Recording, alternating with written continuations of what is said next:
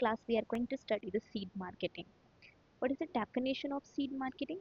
A seed marketing should aim to satisfy the farmer's demand for reliable supply of a range of improved seed varieties of assured quality at an acceptable price. Seed marketing क्या बताता है?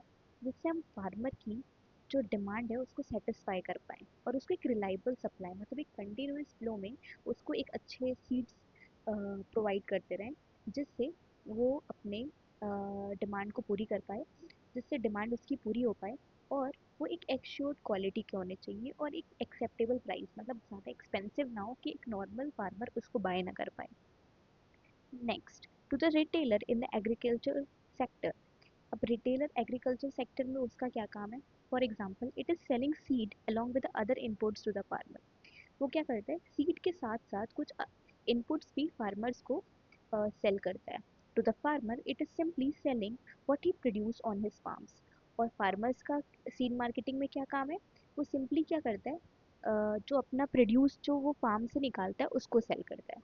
However, whatever the circumstances, a well-defined sequence of events has to take place to promote the product and to put it in the right place at a right time and a right price for a sale to be made. जो भी circumstances हो, कोई भी situation हो, एक definite sequence of events होता है। मतलब कि किसी भी प्रोडक्ट को आपको प्रमोट करना है तो वो एक इवेंट से होता हुआ एक सीक्वेंशियल इवेंट से होता हुआ गुजरेगा। मतलब कि एक राइट प्लेस पे उस प्रोडक्ट को होना चाहिए और एक राइट टाइम पे भी होना चाहिए और एक राइट प्राइस पे भी। मतलब कि प्लेस टाइम और प्राइस बहुत इंपॉर्टेंट रोल प्ले करते हैं सीड मार्केटिंग में। Too many people think of marketing solely in terms of the advertising and selling of goods. बहुत सारे लोग सोचते हैं कि मार्केटिंग सिर्फ क्या है? एडवर्टाइजिंग और सेलिंग ऑफ गुड्स मतलब कि उसका एडवर्टाइज करना और उसको बेचना। But whereas in reality marketing starts long before the goods exist and continues long after they are sold.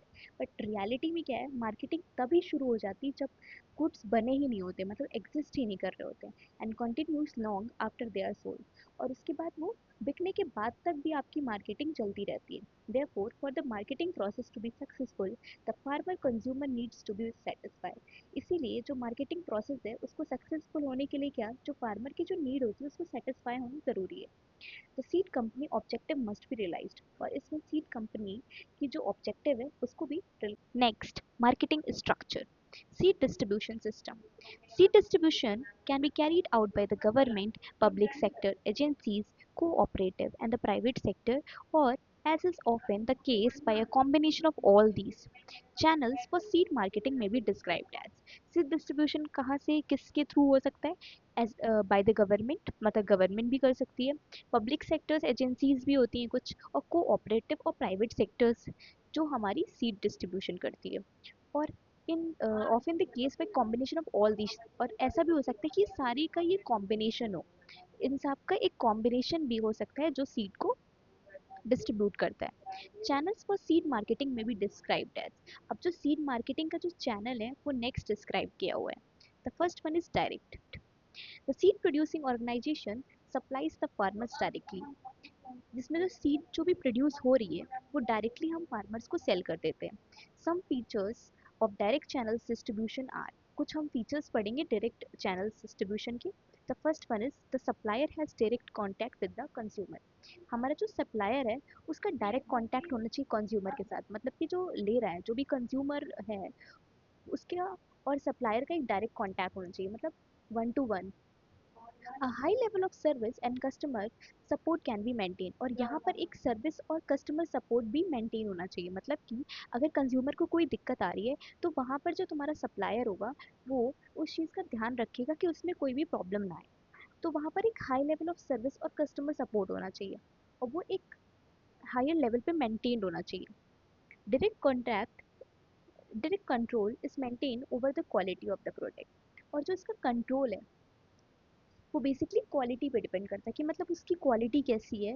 वो डायरेक्ट में बहुत इंपॉर्टेंट रोल प्ले करती है मतलब कि अगर आपकी क्वालिटी ख़राब है तो आपका जो कंज्यूमर होगा वो आपके पास आपसे रिश्ता नहीं बनाए।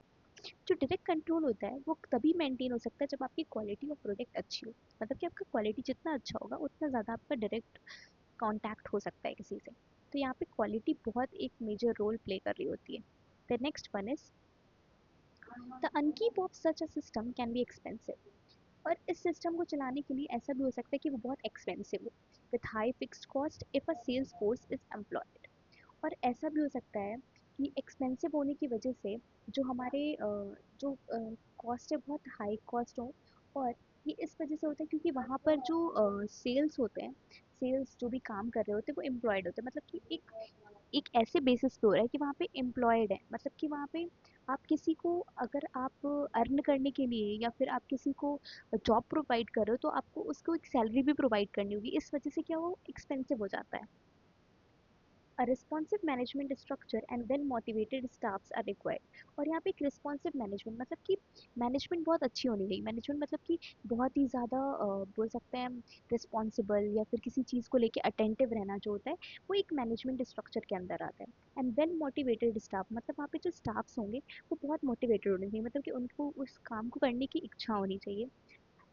Where there are many staff involved in direct sale organization, there can be inbuilt inertia to change, so the system may lack flexibility। और जो स्टाफ्स होते हैं उनका एक डायरेक्ट सेल ऑर्गेनाइजेशन होना चाहिए, मतलब कि जो सेल वगैरह हो रही है वो बहुत ही ज़्यादा बोलते हैं क्या ओपेक होना चाहिए। There can be inbuilt inertia, मतलब इनबिल्ट इनर्शिया मतलब कि वो जिस सिचुएशन में कोई भी प्रॉब्लम आने पर उनकी जो नॉर्मल सिचुएशन है वो बिगड़े ना। तो और अगर वो सिचुएशन बिगड़ रही है मतलब कि उनके अंदर फ्लेक्सिबिलिटी कम थी, मतलब अगर कभी ऐसा हो गई सीट खराब होने की वजह से उनकी कंपनी या फिर किसी चीज़ को भी लॉस होने की प्रॉब्लम आ रही है, तो वो किस वजह से होगी, क्योंकि वहाँ पे फ्लेक्सिबिलिटी नहीं होगी। और फ्लेक्सिबिलिटी क्यों नहीं होगी, क्योंकि वहाँ पे एक इनर्शिया मेंटेन नहीं होगा, जहाँ पे इनर्शिया मेंटेन होता है वहाँ पे फ्लेक्सिबिलिटी लैक कभी नहीं करती है। The revenue necessary to pay for the high fixed cost will only come from having a wide product range and achieving good market shares or selling high value products such as horticultural seed। जो revenue है बहुत necessary है, मतलब कि वहाँ पे revenue बहुत important हो जाती है, क्योंकि आपको एक हाई फिक्स्ड कॉस्ट पे करना पड़ेगा, क्योंकि आपको अगर ऐसा सिस्टम चलाना है तो उसके लिए आपके पास कॉस्ट भी अच्छा होना चाहिए। वो कैसे जनरेट होगी, वो रेवेन्यू के थ्रू जनरेट होगी। और ऐसी रेवेन्यू को जनरेट करने के लिए हमारे पास वाइड प्रोडक्ट रेंज होनी चाहिए, मतलब हमारे पास बहुत ज़्यादा रेंज ऑफ प्रोडक्ट होने चाहिए।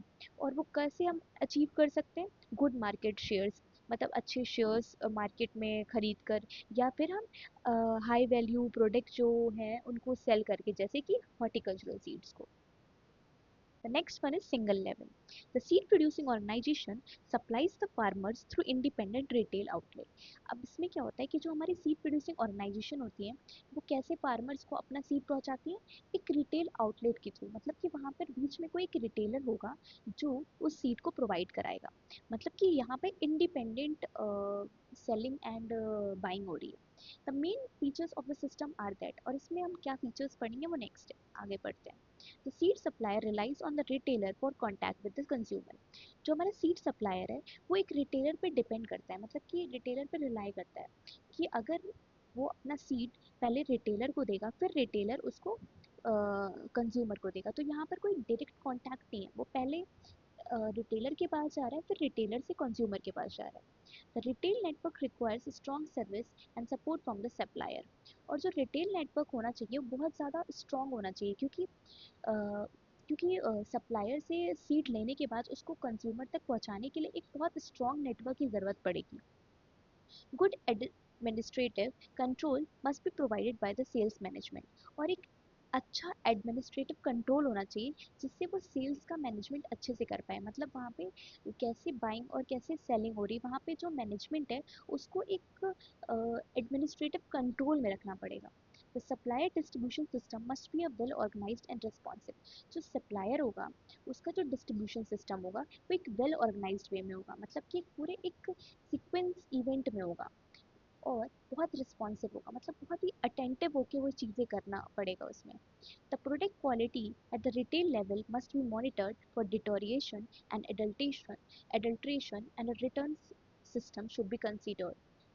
जो प्रोडक्ट की क्वालिटी होती है जब वो रिटेल लेवल पे जाती है, मतलब किसी रिटेलर के पास जाती है, तो वो वहाँ पे पहले मॉनिटर्ड होती है, मतलब कि सबसे पहले वो जो रिटेलर है, वो जो आपका जो सप्लायर ने सीड दिया है रिटेलर को, वो सबसे पहले सीड को मॉनिटर करेगा कि उसमें कोई डिटोरिएशन नहीं तो नहीं है, या फिर उसमें कोई एडल्ट्रेशन तो नहीं है।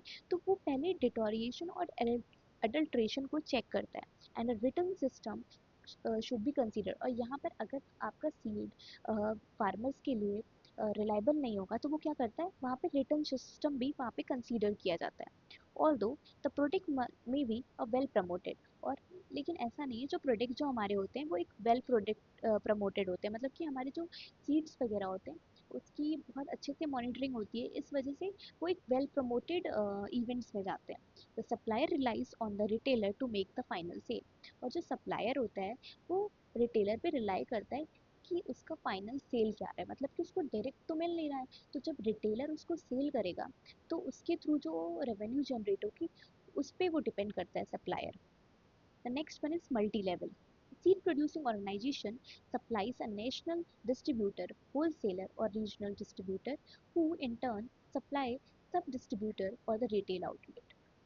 जो सीड प्रोड्यूसिंग ऑर्गेनाइजेशन होती है वो क्या करती है, अपना जो सीड होता है वो सप्लाई करती है किसको, एक नेशनल डिस्ट्रीब्यूटर जो कि एक नेशनल लेवल पे डिस्ट्रीब्यूट करता है उसको देते हैं, या फिर किसी होलसेलर को जहाँ पे बहुत तरह के सीड्स होते हैं, या फिर एक ऐसा बोल सकते हैं जहाँ पे उसका एक होलसेल हो, और होलसेलर से ही तो रिटेलर लेता है, तो होलसेलर के पास सारे सीड्स हो, तो एक होलसेलर को आप अपने सीड्स को देते हो। और एक रीजनल डिस्ट्रीब्यूटर मतलब कि एक एरिया का जो किसी एक रीजन या फिर कोई एरिया में जो डिस्ट्रीब्यूट करेगा उसको हम देते हैं।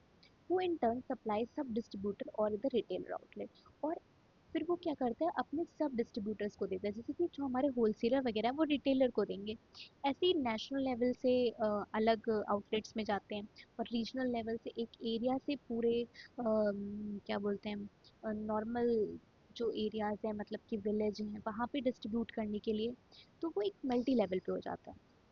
This system is characterised by, अब इस सिस्टम की कुछ कैरेक्टरिस्टिक्स हैं। The supplier having no direct contact with the consumer, इसमें जो सप्लायर है उससे कोई डायरेक्ट कांटेक्ट नहीं कंज्यूमर के साथ, मतलब कि यहाँ पर बीच में दो लोग आ रहे हैं, कौन, या तो कोई डिस्ट्रीब्यूटर है जो मतलब जो एक नेशनल डिस्ट्रीब्यूटर हो गया, होलसेलर हो गया या रीजनल डिस्ट्रीब्यूटर हो गया, ये बीच में है। उसके बाद फिर उनसे भी कुछ सब डिस्ट्रीब्यूटर आ रहे हैं जैसे कि रिटेलर वगैरह, तो इसमें सप्लायर से डिस्ट्रीब्यूटर को जाता है, फिर डिस्ट्रीब्यूटर से सब डिस्ट्रीब्यूटर को जाता है, और सब डिस्ट्रीब्यूटर से हमारा कंज्यूमर को जाता है, तो यहाँ पे डायरेक्ट कॉन्टैक्ट का कोई सवाल ही नहीं होता। The product being strongly promoted in order to create demand, और जो प्रोडक्ट होता है वो इस तरह से प्रमोट किया जाता है कि उसकी डिमांड क्या है, मतलब कि जिस चीज़ की डिमांड होगी उसी प्रोडक्ट को ज़्यादातर प्रमोट किया जाता है।